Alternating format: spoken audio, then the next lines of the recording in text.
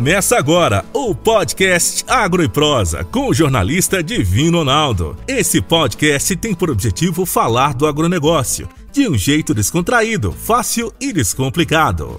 Com vocês, Divino Ronaldo e o Agro e Prosa.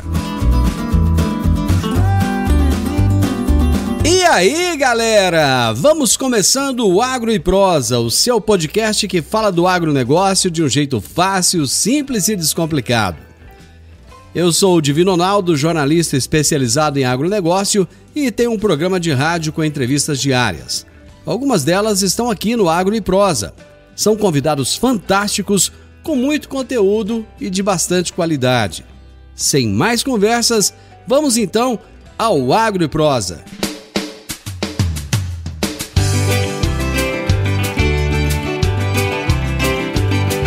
O meu entrevistado de hoje aqui no Morada no Campo é Paulo Garolo.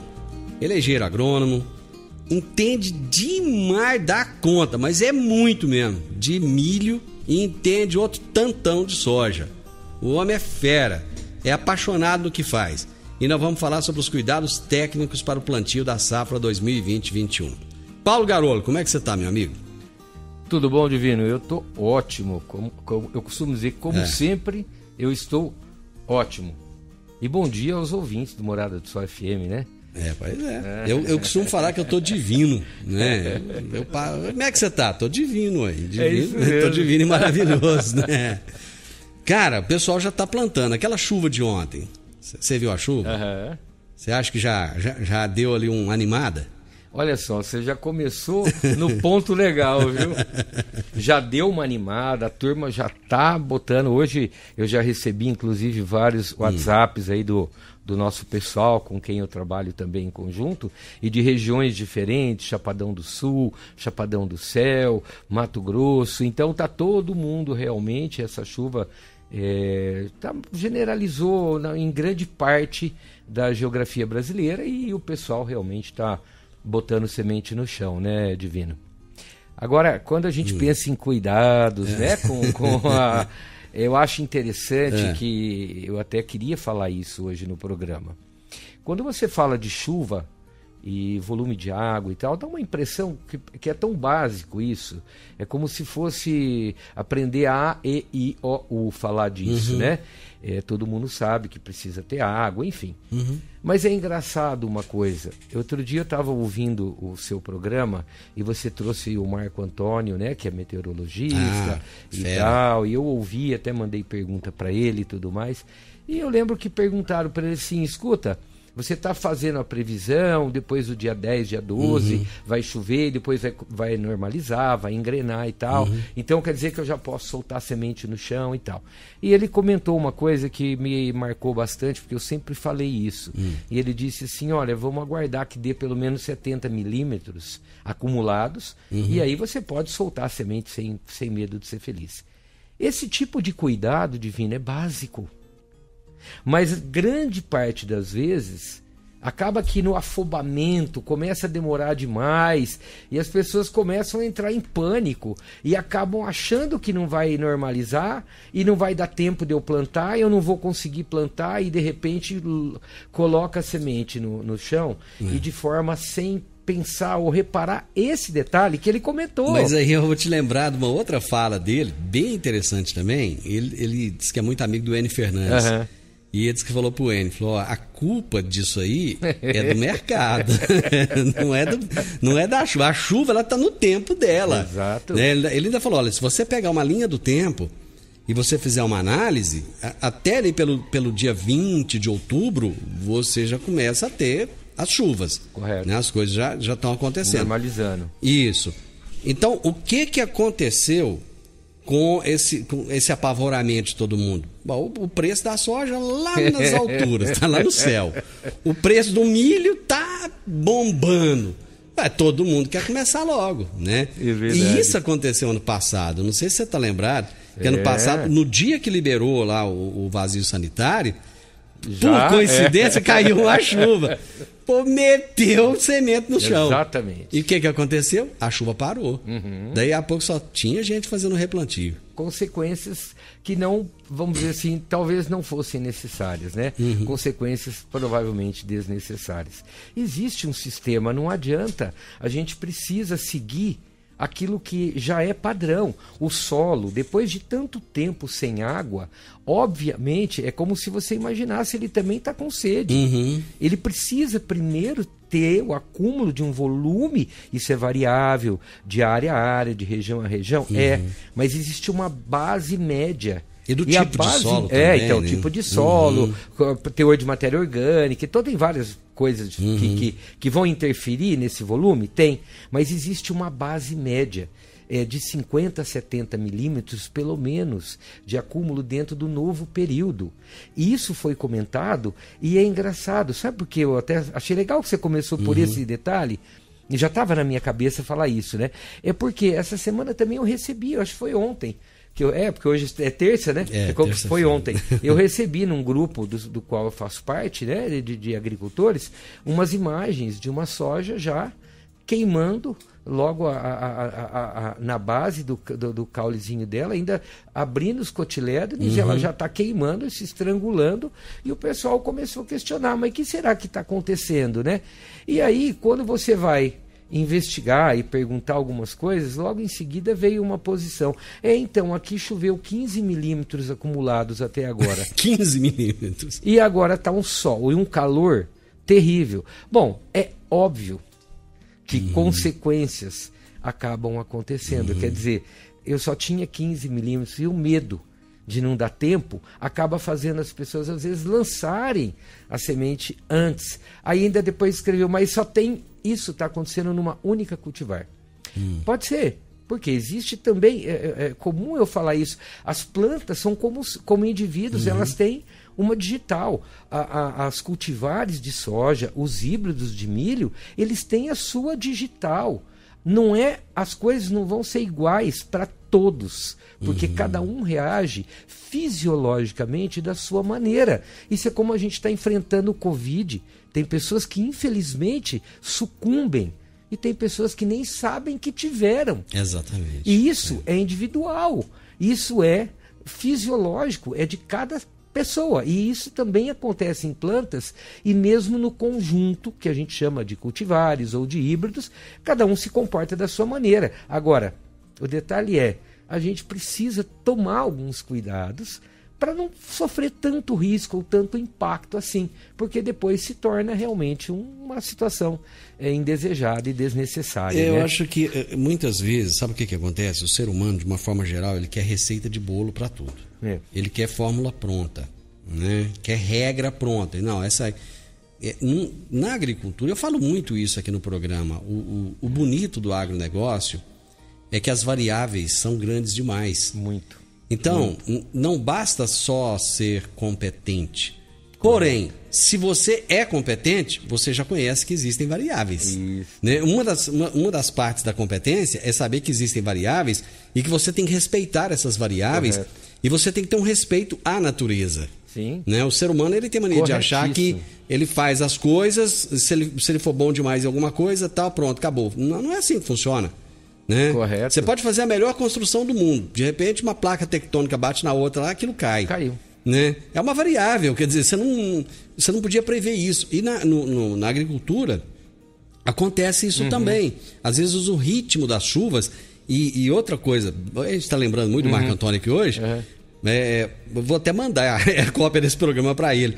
Uma outra coisa interessante que ele falou é o seguinte: as pessoas acham que tem uma regra física, uma regra básica para El Niño e Laninha, e não existe. E ele provou isso aqui, né, com a seca do Rio Grande do Sul no ano passado, né? Essas variáveis a gente precisa contar. É óbvio, você até tocou num ponto também que eu acho bem legal quando você disse que a gente precisa ter respeito pela natureza. É isso. O respeito pela natureza é a gente entender que tudo é um processo, é como se fosse uma corrente cheia de elos e que uma puxa a outra. Então é um fortalecendo o outro para que o sistema se movimente. Então a água também é a mesma coisa, ela faz parte desse sistema. Eu preciso ter um acúmulo de água para ir a partir daquele ponto. Se eu entrar num período de novo de estresse, mas o meu solo vai ter um tempo ainda que com a elevação do lençol freático, ele consegue me fornecer água ainda a ponto da minha semente conseguir germinar e fazer o processo de emergência e estabelecer o stand inicial. Então, trocando em miúdos, respeito à natureza é importante. Agora, também existe o agricultor que tem a consciência do risco. Agro e Prosa.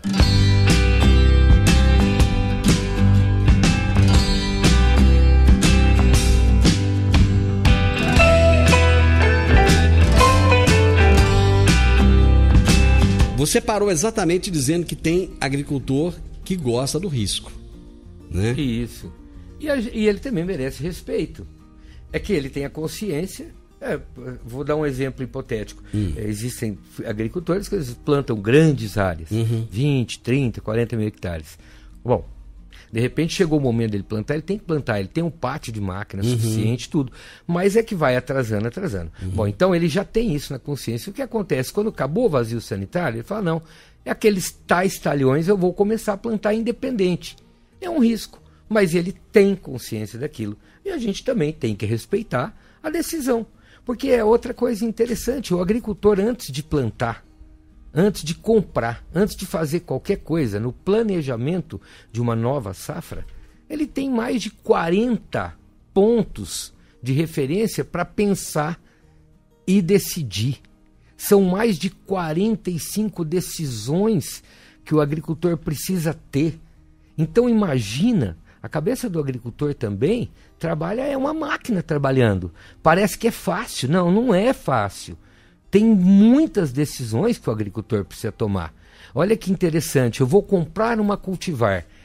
Não, mas a minha área e aqueles talhões tal e tal, ele tem que olhar primeiro todo o plano de área que ele tem, talhão a talhão, e começar a observar. Bom, nesse talhão aqui, eu sei que eu tenho um problema de nematóide. Bom, então aqui eu tenho que ter uma cultivar de soja com tolerância. Bom, mas não é ser só tolerante a nematóide.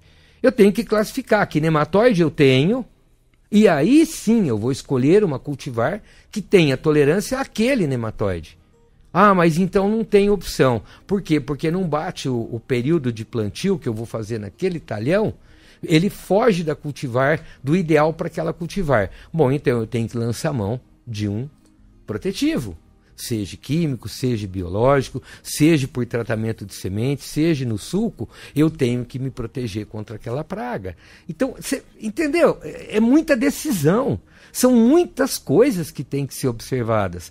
Eu vou plantar soja. Muito bem, uma das bases da soja chama-se inoculação.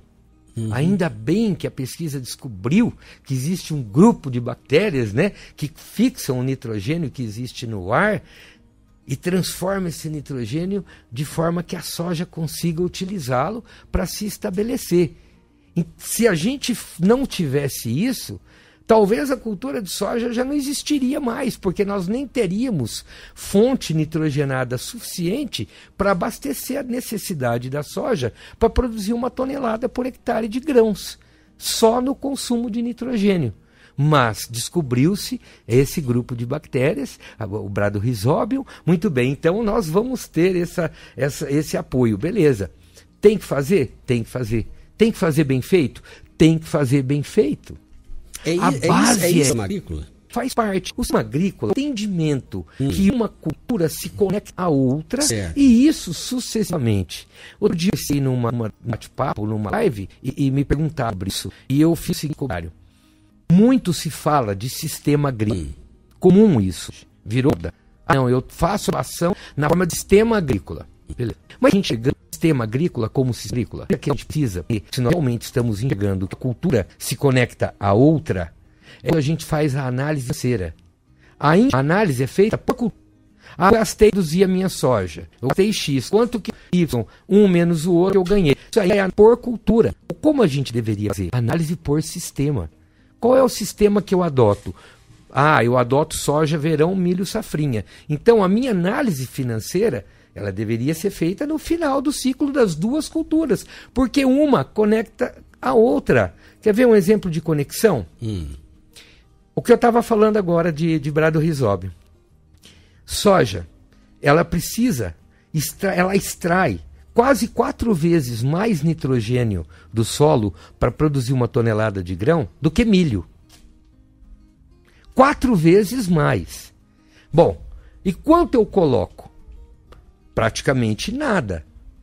Por quê? Porque eu tenho que fazer a inoculação com essas bactérias para que essas bactérias fixem o nitrogênio do ar e tragam para a minha soja.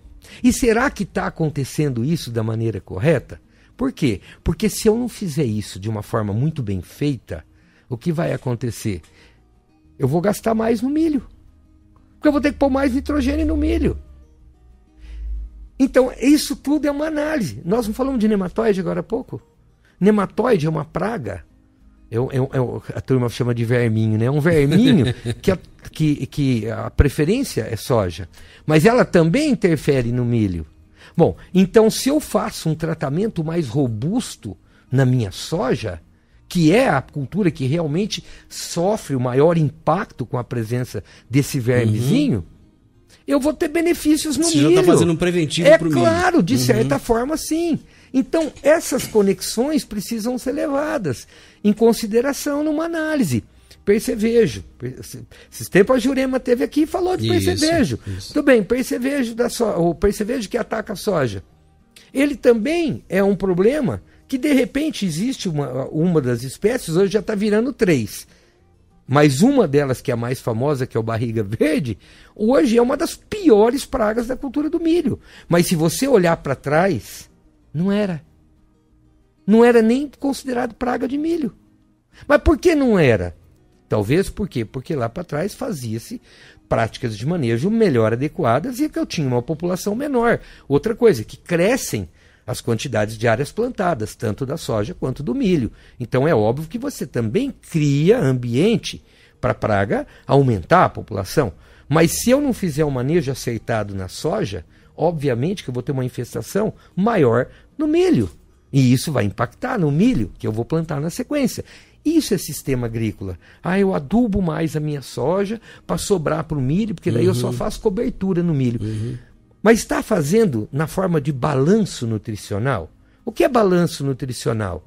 É eu saber quanto que a minha cultura de soja extrai de cada um dos nutrientes. Nós temos basicamente 17 nutrientes para considerar nessa brincadeira. Então, eu tenho que olhar quanto ela extrai para produzir 1 tonelada de grãos, o quanto ela tem de potencial de devolução através da matéria orgânica dela própria, porque eu levo o grão embora, eu exporto. O que eu não exporto fica no solo. E aí eu tenho que olhar o milho e falar, bom, e o milho? Ele precisa de quanto? Guardado ali. De X, beleza. Agora eu preciso de quanto mais? Essas contas têm que ser feitas. Bom, eu vou precisar mais X, então eu vou colocar esse mais X já na soja, para eu não precisar adubar o milho na base e fazer só adubação de cobertura. Agro e Prosa, falando do agronegócio de um jeito descontraído, fácil e descomplicado.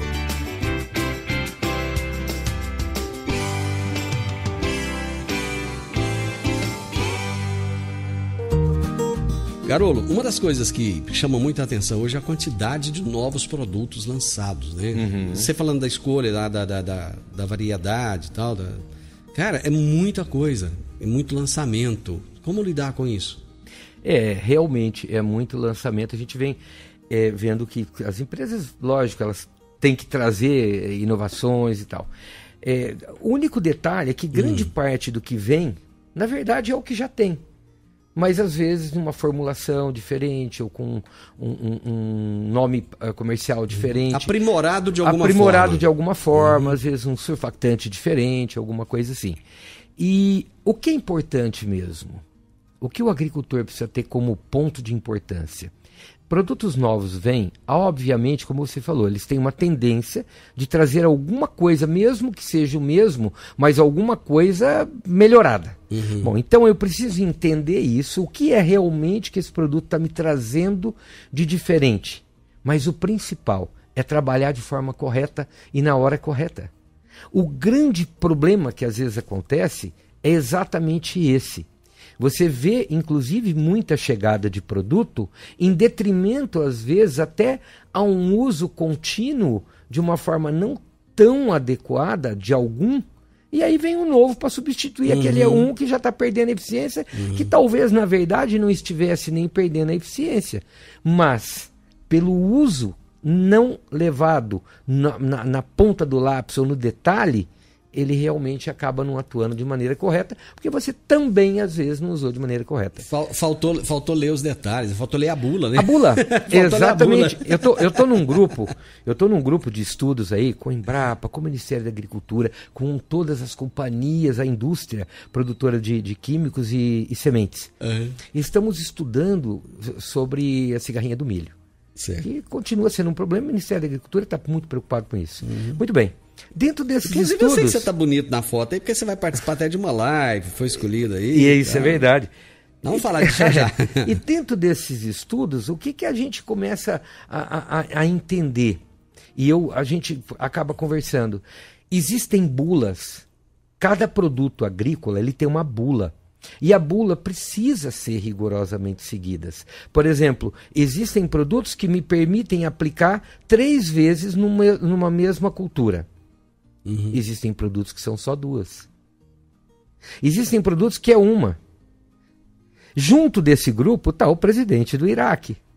E a gente conversando sobre isso, ele até comentou, falou, puxa, ainda bem que você lembrou disso. Por quê? Porque às vezes a gente pega o hábito e você começa a trabalhar um mesmo produto e não se atenta para esses detalhes. Uhum. Então tem a dose, tem o volume de calda, tem o número de aplicações possíveis, até quantas aplicações dentro de uma mesma cultura eu posso fazer. Tem a dose específica, inclusive para cada praga, para cada erva daninha ou para cada doença.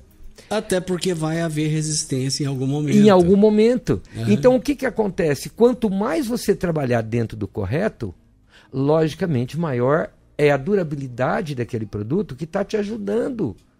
Mas ele pode perder a durabilidade por a gente, às vezes, não se atinar a alguns detalhes.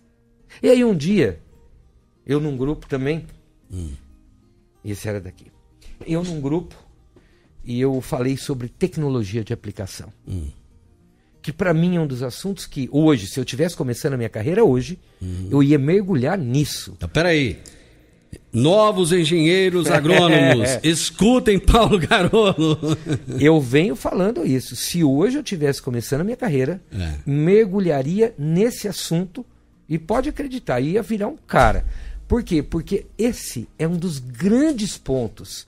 E um dia eu escrevi num grupo que todos os cuidados para tecnologia de aplicação, e falando da qualidade de água, de presença de matéria orgânica em água, enfim. Escolha de pontas e trabalhar corretamente, velocidade da máquina, enfim, todo esse processo. Eu lembro, eu te conheci num dia de campo assim. Falando disso. Exatamente. E eu escrevi no grupo. E aí teve uma pessoa que escreveu assim, não, mas se a gente for levar tudo isso na ponta do lápis, nós não vamos ser mais agricultor. Vai ser. Porque o hábito a gente pega também de fazer as coisas certinha e detalhadamente. E isso quem dizia? Dirceu Gassen. O grande Dirceu. Ele sempre dizia, a diferença da produtividade entre 2 áreas idênticas é o capricho. Olha aqui. Deixa eu... Tem aqui, ó, a Sueli Schneider está dizendo, parabéns pelo programa, cada dia que passa com grande potencial de convidados, Garolo é a nossa inspiração, nosso artista do agro, sou fã. Legal, né? E o Zé Dias ele tem uma chacrinha, olha que bacana, isso é uma coisa que me encanta nesse programa, ele tem uma chacrinha ali pro lado do presídio, por ali, e ele disse o seguinte, o campo agradece a esse programa e a excelência para nós. Olha só. Bacana. Quer dizer, não é um grande produtor rural. Ele tem a chacrinha dele, mas ele entende que o assunto que você está falando aqui é importante para ele. Correto. Olha que legal. E isso é importante, né? A pessoa, ela faz a coisa se tornar bacana para si própria. Você tem 2 minutos para responder uma pergunta do Fernando Henrique, que é engenheiro agrônomo. Ele está dizendo o seguinte, pergunta para o Garolo a importância da aplicação correta da agricultura de precisão na cultura da soja milho. Então, a gente até fala bastante de agricultura de precisão. É esse balanço nutricional. O que faz hoje? O que tem muito acontecendo, né? Não é que é geral, mas tem muito acontecendo. Às vezes você faz toda uma amostragem de solo, que é muito bacana, na forma de agricultura de precisão, que você faz grid de pequenas proporções. Qual é a variação que eu tenho nessa mesa que onde nós estamos nos apoiando? Se você for no detalhe, você vai ver que existem variações aqui. Então o agricultor está fazendo isso. Isso é agricultura de precisão. Início, amostragem de solo por agricultura de precisão. E aí ele começa a trazer para você imagens de um talhão, onde você imaginava ser uniforme, e ele consegue pontuar para você exatamente como ele está em cada tamanhinho, em cada parcelinha. O tamanho é você que escolhe o tamanho do grid que você quer. Então você acaba trazendo uma visão muito mais precisa da sua área, pedacinho a pedacinho. Com isso, num futuro próximo, porque é outro ponto de discussão, outro programa que chama Agricultura 4.0, que está meio difícil de chegar. Por quê? Porque eu preciso fazer taxa variável.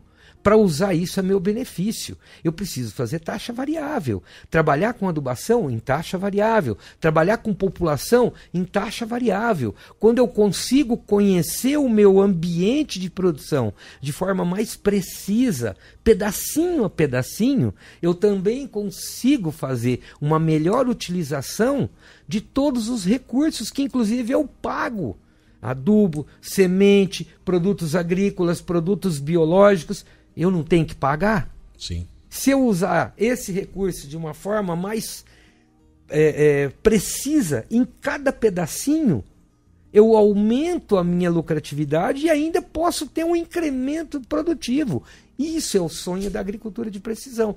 Hoje, nós temos empresas que estão fazendo um trabalho fantástico de análise de solo na forma de agricultura de precisão. Agora, precisa fazer balanço nutricional para a gente chegar, então, a ter pelo menos... Porque ainda se faz muito pela média, mas só de eu ter uma visão mais precisa do meu talhão já me ajuda muito e me indica os ambientes diferentes, as diferenças que eu tenho e como eu posso manejar melhor esses recursos que eu tenho que, inclusive, pagar por eles. Bacana. Tem um outro assunto que eu queria falar contigo, mas já vou deixar agendado contigo, a sua próxima vinda aqui. Nós vamos falar da próxima vez sobre biotecnologia. Ah, legal. Hoje não deu tempo. Hoje a prosa hoje passa, o tempo voou. Voou mesmo. Carol, obrigado. Nossa, que bom ter você aqui mais uma vez.